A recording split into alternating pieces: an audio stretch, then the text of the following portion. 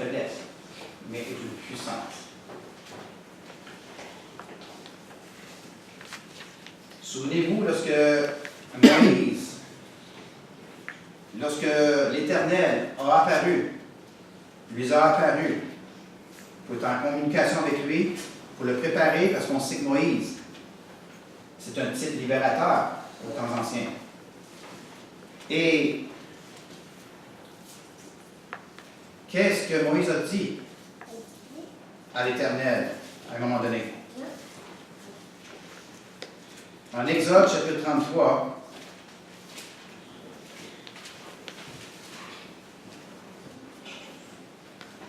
le verset 13. Moïse dit, « Maintenant que j'ai obtenu ta faveur, fais-moi alors connaître tes voies. Alors que je te connaîtrai et j'obtiendrai ainsi ta faveur. Vois cette nation qui est ton peuple. » Alors l'Éternel, verset 14, répond, « Je marcherai avec toi et je te donnerai du repos. » Et le verset 18 et 19, Moïse a demandé à son Dieu de voir sa gloire. Alors qu'on sait que l'Éternel a refusé de montrer sa gloire d'une façon absolue. Mais il a répondu à son serviteur, « Je ferai passer devant ta face toute ma bonté, et je proclamerai devant toi le nom de l'Éternel. Je fais grâce. À qui je fais grâce? Et je fais compassion. À qui je fais compassion? » L'apôtre Paul, de sa part, lorsqu'il lui-même était conscient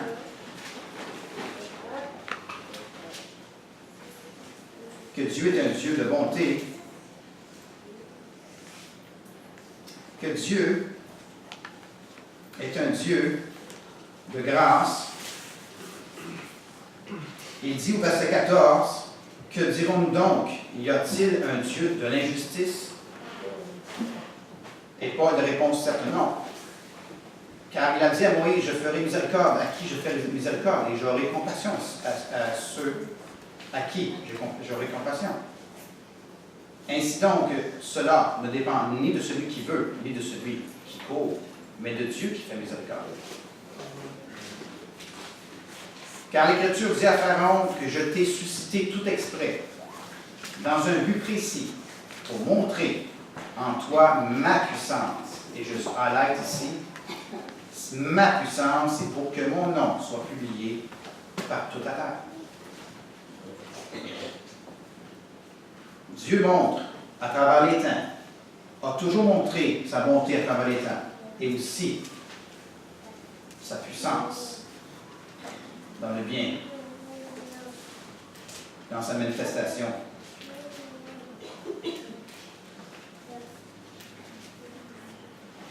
L'apôtre Paul Romains, chapitre 1 aussi, nous dit, verset 18, que la colère de Dieu se révèle du ciel contre toute impiété et toute injustice des hommes qui retiennent injustement la vérité captive.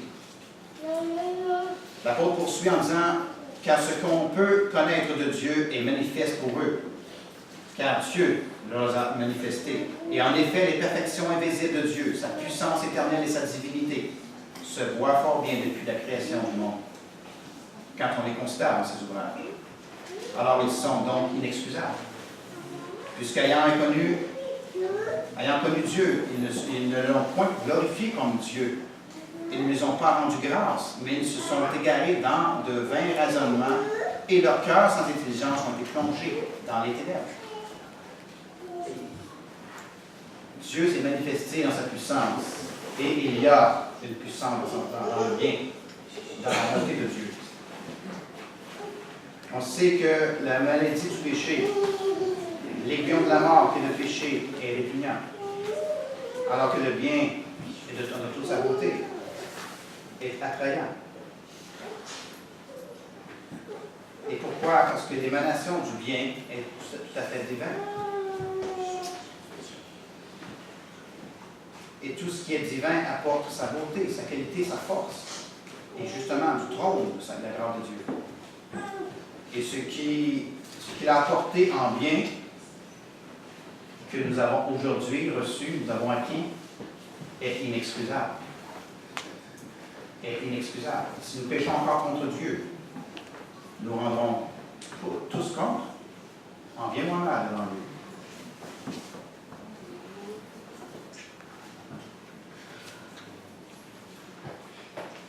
Christ s'est offert pour tous à la croix, par amour et par bonté. Et Dieu s'est manifesté sa bonté à travers lui, son amour à travers Christ, pour notre bien-être et notre mieux-être spirituel.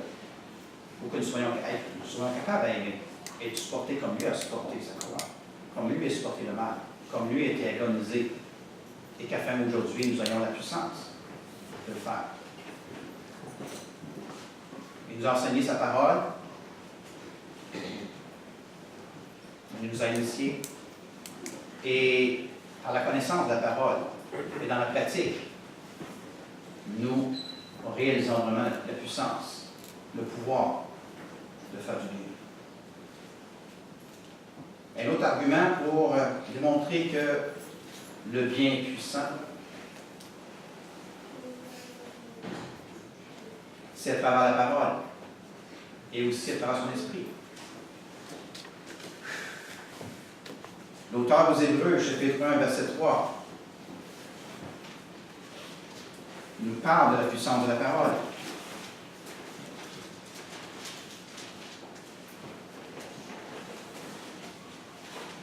Lorsqu'il dit que la grâce, plutôt que ce Fils qui est le rayonnement de sa gloire et aussi l'expression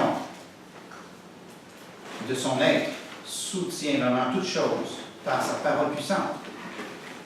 Après avoir accompli la purification des péchés, il s'est assis à la droite de la majesté divine dans les lieux très hauts.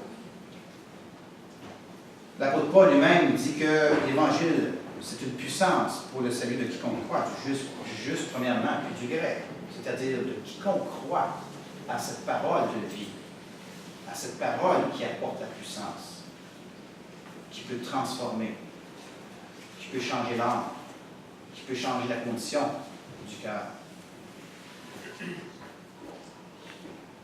Et il y a aussi l'esprit qui ne nous est pas donné comme un esprit de faiblesse. L'apôtre Paul dit bien à Timothée qu'il ne nous a pas donné un esprit de faiblesse, de timidité, mais un esprit de force, d'amour et de sagesse. Et au temps des apôtres, lorsque le temps était venu pour recevoir l'Esprit Saint, pour se manifester dans cette puissance, nous savons que les apôtres ont reçu cet esprit comme une effusion. La puissance de l'Esprit Saint a été promise et ils l'ont reçu. Et aujourd'hui, ce n'est pas un esprit de partialité, c'est un esprit qui est vraiment puissant que nous avons, qui est la troisième personne de la Trinité, que nous recevons, et afin d'agir par lui. Et par l'instrument de la parole, qui est un instrument de puissance. Et afin que lorsque nous apportons du bien, que c'est une puissance qui se manifeste entre nous.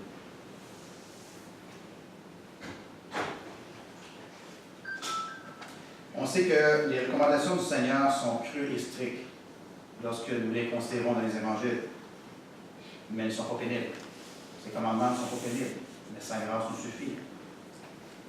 Lorsque, par exemple, le Seigneur nous dit, il veut notre rééducation de nos impulsions,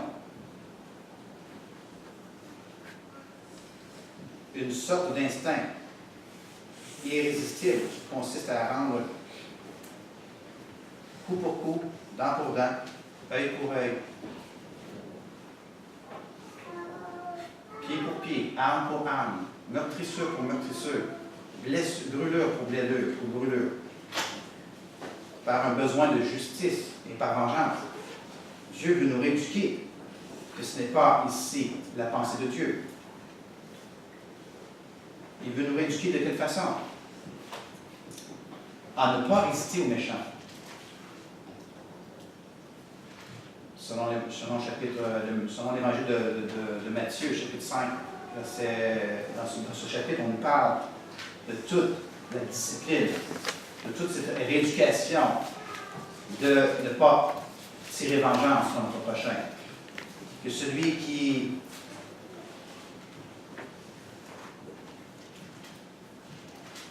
veut faire un mille avec toi, fais-en deux avec lui. Que celui qui veut enlever ta tunique, donne-lui ton manteau. Que celui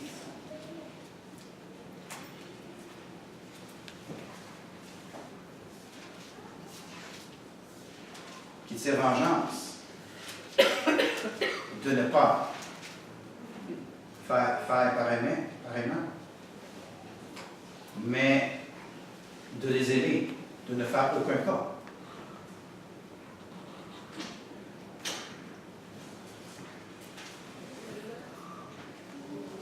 De celui qui veut te traîner en justice, que tu puisses le pardonner. Celui qui te frappe sur la joue, de lui présenter l'autre joue, etc. On sait ici que Dieu veut notre rééducation. Il veut que nous ne soyons pas comme les païens, comme les gens de l'extérieur, qui tirent vengeance.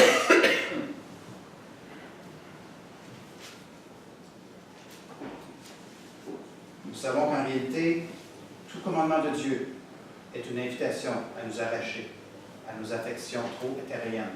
Elles sont trop souvent terriennes. Et d'investir sur des choses célestes et spirituelles pour un véritable accomplissement et pour notre épanouissement dans notre quotidien.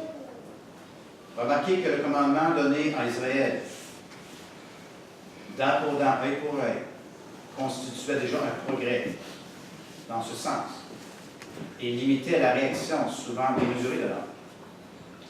Mais les recommandations du Maître,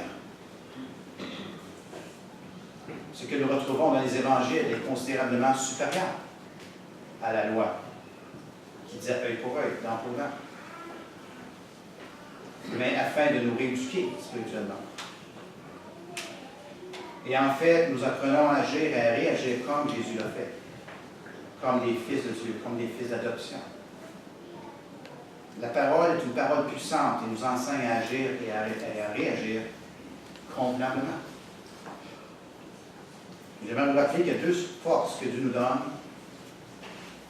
C'est celle de frapper, dont le monde a l'habitude, le monde extérieur a l'habitude de faire. Et l'autre force, c'est de supporter, tout en aimant. Quelle force avez-vous ce matin? Quelle habitude avez-vous? La parole est puissante et nous apprend en réalité que le seul est réel et réellement efficace. C'est une force qui supporte tout dans l'amour parfait. Parce que nous pouvons voir la définition de l'amour dans le livre de Paul aux Corinthiens, chapitre 13. Et entre autres, il nous dit que l'amour croit tout, supporte tout, pardonne tout. Comme Jésus l'a fait, sans être naïf, sans croire à quoi que ce soit de ce qui est inutile, mais de croire à toute la vérité et de pratiquer toute la vérité. C'est une force ici qu'a utilisé lui-même le Christ, et jusqu'au bout du chemin de la croix, afin que nous aussi, nous puissions avoir l'aptitude, la capacité vraiment de supporter notre croix jusqu'au bout, mais tout en faisant le bien. C'est une force qui le recommande de demander, de renouveler. Et ça se fait que par le sang qui est écoulé au Calvaire. Jésus a dit, venez à moi, vous tous qui êtes fatigués et chargés, et je vous donnerai du repos. Prenez mon joug sur vous et recevez mes instructions, car je suis doux et humble de cœur. Vous trouverez du repos pour vos âmes. Car mon joug est aisé et mon fardeau léger. Alors, si nous connaissons ce passage, et si nous avons confiance en Dieu, Nous ne devons pas craindre quoi que ce soit qui nous entoure. Nous ne devons pas marcher dans la crainte. Nous ne devons pas être troublés dans notre âme. Mais nous devons continuer à faire le bien comme première force et à supporter le mal comme deuxième force. Considérer le rayonnement de sa bonté, la bonté de Dieu, la suprématie de son amour qu'il a démontré à travers Jésus. Et comme nous dit, il est dit en Jean chapitre 15, verset 13, qu'il n'a pas plus grand amour que de donner sa vie pour ses amis. Alors Christ l'a démontré. Et Dieu fait briller, fait lever son soleil sur les méchants et les bons. Et il fait pleuvoir sur les justes et les injustes.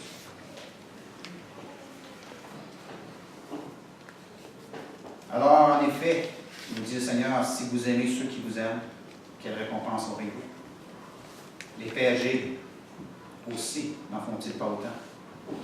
Et si vous saluez seulement vos frères, que faites-vous d'extraordinaire? Les païens aussi, eux-mêmes, n'en font-ils pas autant? Soyez donc parfaits, comme votre Père céleste est parfait.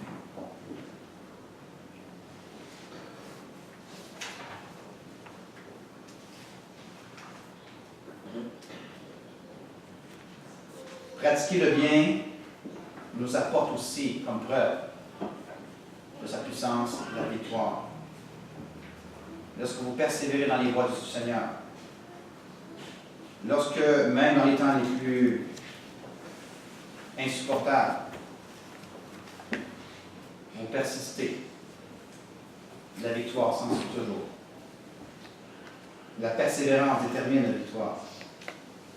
Lorsqu'après avoir été éprouvé pour un temps indéterminé, et que nous patientons par la patience de Dieu, par le fruit de l'Esprit, entre autres, qui est la patience, en endurant le mal, et peu importe le type de mal qui peut être lancé contre nous, les dards de l'adversaire qui est dirigé dans notre direction.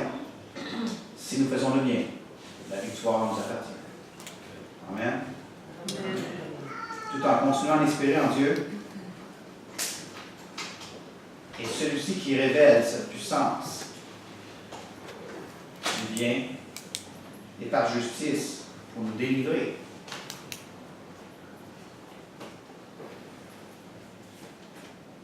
David, en Psaume 35,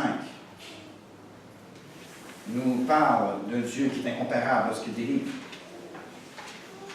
du mal.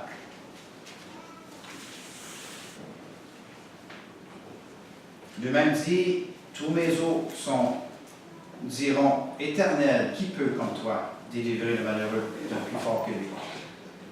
Le malheureux et le pauvre de celui qui les dépouille. Qui peut délivrer comme toi? C'est encore une occasion de méditer sur la bonté de Dieu parce qu'il est tout puissant. Même si nous sommes conscients que l'adversaire est puissant, celui pour qui vous vivez, qui doit faire partie intégrale de votre vie, est tout puissant. Il a apporté du bien et il a montré comment il était capable de supporter le mal à travers son Fils. Et nous avons aussi la capacité de le faire jusqu'au dernier jour, jusqu'à son retour. N'oubliez jamais, mes frères et sœurs, ce que Jean, l'apôtre, nous veut que nous gardons dans notre mémoire. C'est que tout ce qu'il y a, selon 1 Jean chapitre 5, verset 4, tout ce qui est né du monde, tout ce qui est né de Dieu plutôt, triomphe du monde. Mais il poursuit en disant, voici la victoire qui triomphe du monde, votre foi. Alors ce matin, est-ce que votre foi est en Jésus? Est-ce que votre foi est axée sur la croix ou elle est simplement en vous-même, dans votre égocentrisme? Est-ce que votre foi est dans la seule personne, la seule alternative qui est Jésus Nazareth, le Christ crucifié, immolé, l'Immaculé, qui nous a été laissé, qui n'est pas demeuré à la croix, qui n'est pas encore demeuré aussi dans le tombeau, mais qui est ressuscité le troisième jour, qui est devenu un Christ glorifié et non crucifié, Votre foi, ce matin, triomphe du monde. Et par cette foi, vous pouvez faire du bien. Vous pouvez démontrer, manifester la puissance du bien, tout en supportant le mal. Pour terminer,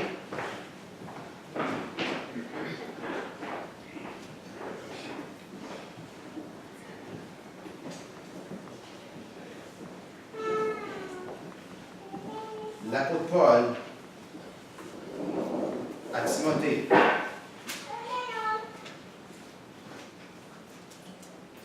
dans son deuxième livre.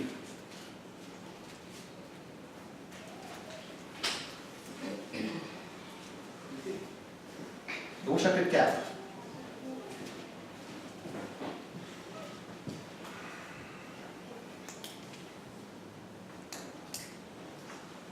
Plutôt en 1 Pierre, chapitre 3, verset 17. Vous en rappelez? 1 Pierre, chapitre 3, verset 17.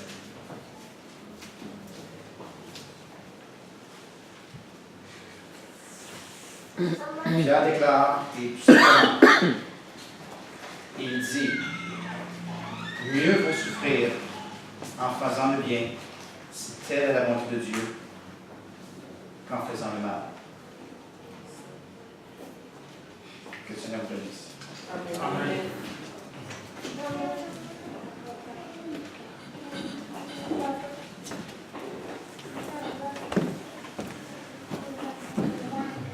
Nous allons nous mettre debout en chantant le cantique 70. Le cantique 70. Cœur fatigué.